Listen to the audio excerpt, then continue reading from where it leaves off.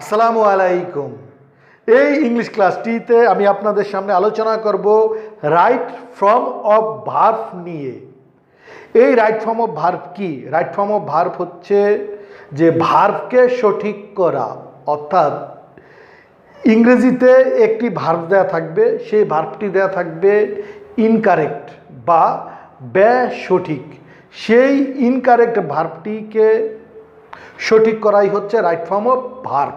এবং এই right form of verb খুবই গুরুত্বপূর্ণ। বিসিএস, এনটিআরসিএ, এডমিশন, সরকারি চাকুরি, প্রাইমারি স্কুল শিক্ষক নিয়োগ, ক্যাডেট স্কুল এবং কলেজ এডমিশন, এমনকি এইচএসসি এবং ডিগ্রি ক্লাসগুলোতেও। তাহলে চলুন দেখি এই ক্লাসটি রাইট ফর্ম অফ ভার্ব। তো এই রাইট ফর্ম অফ ভার্বের উপর আমরা প্রথম যেই রুলটি দেখব সেটি হচ্ছে যে প্রিপজিশনের পর, অর্থাৎ প্রিপজিশন এর পর ভার্বের সাথে আইএনজি হয়। প্রিপজিশনের পর ভার্বের সাথে আইএনজি হয়। আমাদের মনে রাখতে হবে যে সকল প্রিপজিশন, শুধুমাত্র টু ছাড়া আর সকল প্রিপজিশনের পর ভার্ব আসলে সেই ভার্বের সাথে আইএনজি হয়। যেমন হি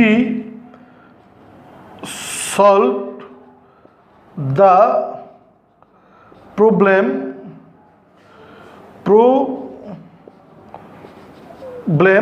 for do well। তাহলে he solve the problem for do well. তাহলে এই যে প্রিপজিশন, এই প্রিপজিশনের পর যে ভার্ব রয়েছে ডু, এই ভার্বটা ইনকারেক্ট আছে। তাহলে কারেক্ট হবে কি? এই ভার্বটা হবে ডুইং, অর্থাৎ এই ডুইং কারেক্ট হবে। তাহলে হবে ফর ডুইং ওয়েল, অর্থাৎ এই প্রিপজিশনের পর ভার্ব হলে ভার্বের সাথে আইএনজি হয়। কিন্তু এই কিছু শুধুমাত্র টু, তবে এই টু এবং এই ইন অর্ডার টু এবং এই ইন অর্ডার টু এর পর ভার্ব হলে ভার্বটি প্রেজেন্ট ফর্ম হয়। টু এবং ইন অর্ডার টু এর পর ভার্ব হলে ভার্বটি প্রেজেন্ট ফর্ম হয়। যেমন Rana worked hard to learn. তাহলে Rana work hard to learn, এই টু এর পরে যে একটি ভার্ব রয়েছে এবং সেই ভার্বটি এখানে পাস্ট ফর্ম রয়েছে, তাই এই টু এর পরে ভার্বটি হবে প্রেজেন্ট ফর্ম, অর্থাৎ লার্ন হবে। এই লার্নডের প্রেজেন্ট ফর্ম হচ্ছে লার্ন। তাহলে আমাদের মনে রাখতে হবে টু বা ইন অর্ডার টু এর পর যদি ভার্ব আসে সেই ভার্বটি প্রেজেন্ট ফর্ম হয়। কিন্তু with a view to look forward to, look with a view to বা look forward to বা get used to অথবা এই got used to বা am, is, are, was, were, এই used to। তো এই ভার্বগুলোর পর আবার ভার্বের সাথে আইএনজি হয়, অর্থাৎ এই ভার্বগুলোর পর আবার কি হয়? ভার্বের সাথে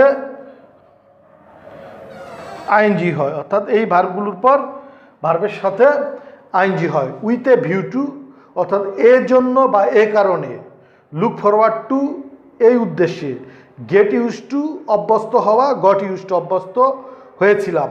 আর am is are use to অভ্যস্ত হওয়া, আর ওয়াজ ওয়ার ইউজ টু অভ্যস্ত হয়েছিলাম। অর্থাৎ এই ভার্বগুলোর পর ভার্বের সাথে কি হয়, এই আইএনজি হয়। যেমন যেমন রাশেদ কেম হিয়ার এই with a view to learn English. তো Rashed came here with a view to learn English. তো এইখানে উইথ এ ভিউ টুর পর লার্ন, এই ভার্বটি প্রেজেন্ট ফর্ম আছে, এটা আইএনজি হবে, লার্নিং হবে। কেন লার্নিং হবে? অর্থাৎ এই উইথ এ ভিউ টুর পর ভার্বের সাথে আইএনজি হয়, তাই লার্নিং হলো। তো আমরা যদি রাইট ফর্ম অফ ভার্বের আরও অন্যান্য রুলগুলি দেখি, সেটি হচ্ছে যেমন ইট ইজ টাইম বা এই ইট ইজ হাই টাইম। এই ইট ইজ টাইম এবং ইট ইজ হাই টাইম এর বাংলা অর্থ হচ্ছে এই সময় হয় যে, বা এখনই উপযুক্ত সময়, এখনই উপযুক্ত সময়। এগুলোর পর সাবজেক্ট হলে ভার্বটি পাস্ট ফর্ম হয়, ভার্বটি পাস্ট ফর্ম হয়, পাস্ট ফর্ম হয় প্লাস অবজেক্ট। অর্থাৎ it is time it is high টাইমের পর সাবজেক্ট হলে যে ভার্বটি থাকবে সেই ভার্বটি পাস্ট ফর্ম হয়। যেমন it is time they leave the place. তো it is time they leave the place, এই ইট ইজ টাইমের পর দে সাবজেক্ট রয়েছে, তারপরে যে ভার্বটা আছে এটা পাস্ট ফর্ম হবে। তাই এই লিভের পাস্ট ফর্ম হচ্ছে এই left. It is time they left the place. আমরা যদি আরও অন্যান্য রুলগুলি দেখি, যেমন এই ইট ইজ টাইম বা এই ইট ইজ এই high time, it is time বা এই ইট ইজ হাই টাইম এরপর যদি প্রিপোজিশন টু হয়, তারপরে ভার্বটি প্রেজেন্ট ফর্ম হয়। অর্থাৎ ভার্ব ওয়ান মানে ভার্বটি প্রেজেন্ট ফর্ম হয় প্লাস এই তারপর অবজেক্ট বসে। যেমন it is time to caught ইট। তাহলে ইট ইজ টাইমের পর টু আছে এবং এই ভার্বটা রয়েছে পাস্ট ফর্ম, তাই এই এখানে ক্যাচ হবে। অর্থাৎ it is time to caught it, right answer হবে it is time to catch it. অর্থাৎ it is time it is high টাইমের পর টু হলে ভার্বটি প্রেজেন্ট ফর্ম হয়, তাই এখানে ইট ইজ টাইম টু ক্যাচ, এই ইহা উত্তর হলো।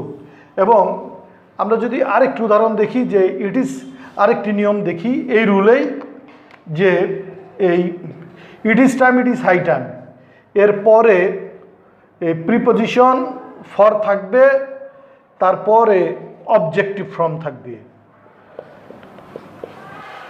তারপরে অবজেক্টিভ ফর্ম থাকবে, তারপরে ভার্বটি প্রেজেন্ট ফর্ম হবে, তারপরে ভার্ব আসলে ভার্বটি প্রেজেন্ট ফর্ম হবে। অর্থাৎ it is time it is high টাইমের পর ফর থাকবে, ফরের পরে অবজেক্টিভ ফর্ম থাকবে, তারপরে যে ভার্বটি আসবে সে ভার্বটি কি প্রেজেন্ট ফর্ম হবে, তারপরে অবজেক্ট বসবে। তাহলে কি হবে? যেমন it is time for me did it. তো it is time for me did it, it is টাইমের পর ফর আছে, তারপরে অবজেক্টিভ ফর্ম মি রয়েছে, তাই এরপরে যে ভার্বটা আছে ডিড পাস্ট ফর্ম রয়েছে, কিন্তু এর উত্তর হবে ডু, অর্থাৎ প্রেজেন্ট ফর্ম হবে। It is time for me do it. আমরা যদি রাইট ফর্ম অফ ভার্বের আরও অন্যান্য রুলগুলি দেখি, আমাদের মনে রাখতে হবে যে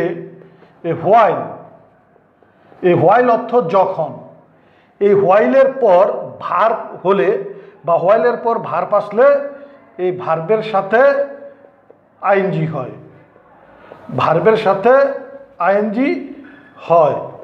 হোয়াইলের পর ভার্ব হলে ভার্বের সাথে আইএনজি হয়। যেমন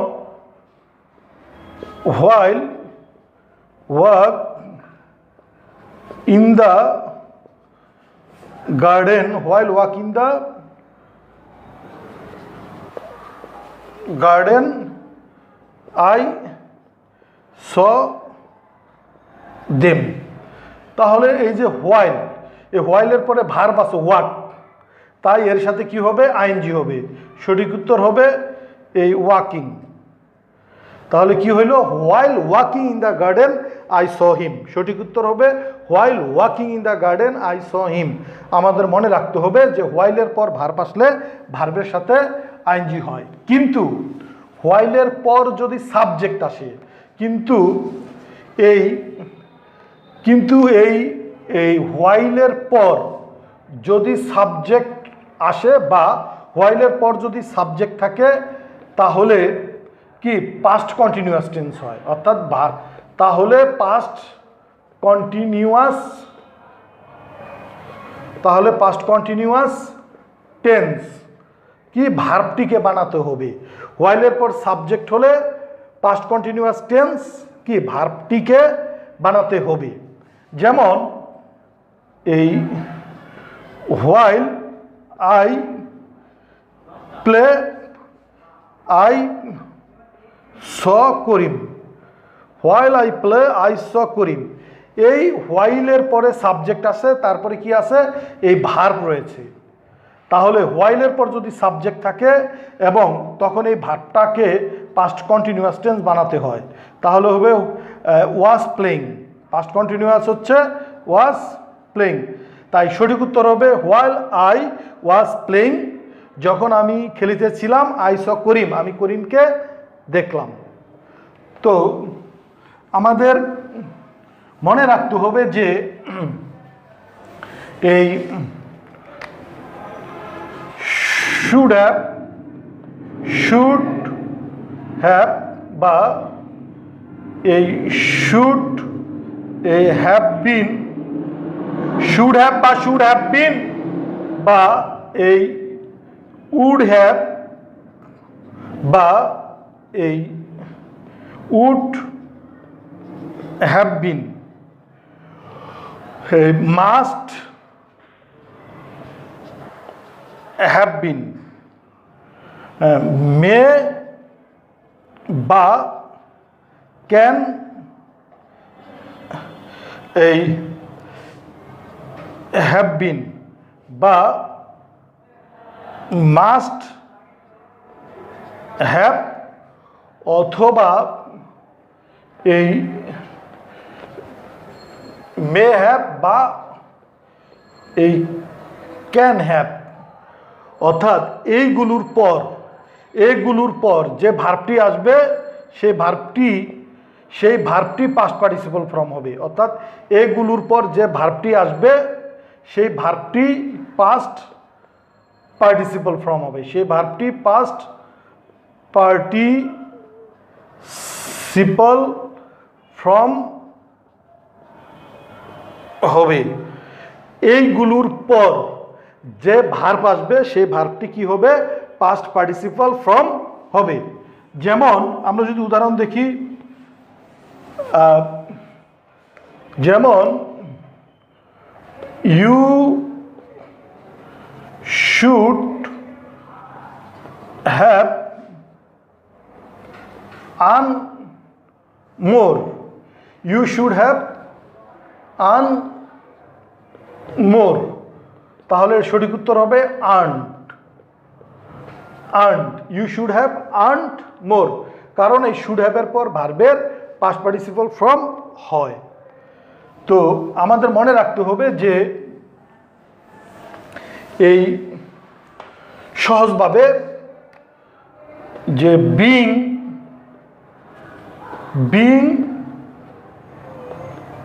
হ্যাভিং, এই নিড টু বি, বা এই ডেয়ার টু বি বা মাস্ট বি এইগুলোর পরও ভার্ব আসলে ভার্বটি পাস্ট পার্টিসিপল ফর্ম হয়, পাস্ট পার্টিসিপল ফর্ম হয়।